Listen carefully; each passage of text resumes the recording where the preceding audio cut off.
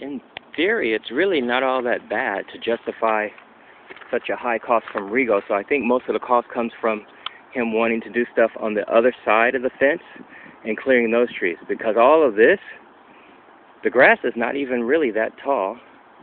And you got a bunch of the weeds, whatever, things like this that have grown up and basically died. So it's not a lot of those. And even going, oh, by the way, there's the white fence. They cut their part of that tree. Remember, it used to hang over and you get that nice fruit from it, so they cut their tree. That made the yard look better. Used to be a giant tree over here. That's been cut down a whole lot better. So there's really not a lot over here. Then, of course, you got your regular back part, which is mostly these stick weeds, which are really easy to break by hand. This tree, this bush tree, and then the other one behind there. And, of course, that big tree over there, no big deal because that's pretty tall anyway. So clearing this is the most part, not even necessarily the most difficult because, like I said, all of these are just literally break by hand. Let me show you. This is like one of them here, and it's this thick, right? So, I mean, you hear it snapping already. So it's next to nothing. So that's easy to just chop down with a hand slicer. So just for the sake of speed, 3-day labor guys, if I can get them to about under $80 a day, could clear this, pile it up, and then it's just a matter of how to haul it away, if not just to put in stacks. Now, yeah, that's pretty much it. As far as the backyard, I'm going to walk over here real quick for the other stuff. Fence line. Your storage shed. By the way, there's another video I want to ask you about the storage thing.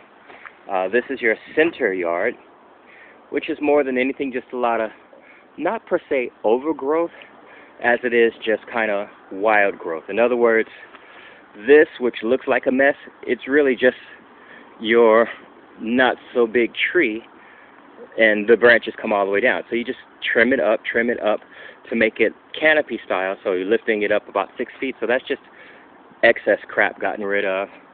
This overhang, same thing. It's really not that big of a deal. It is a lot of dead stuff or dormant, I don't know, to be trimmed off, because in itself the grass is not that high. You even got vines growing back here. The grass in itself is not that high. You got this fern that's hanging down rather low. Okay, big deal. Cut the branch right there. That's done. That's taken care of.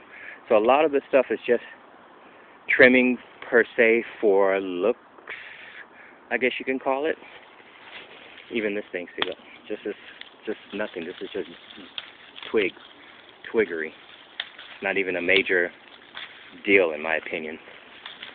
You know, get some day labor guys. I won't even have to do anything.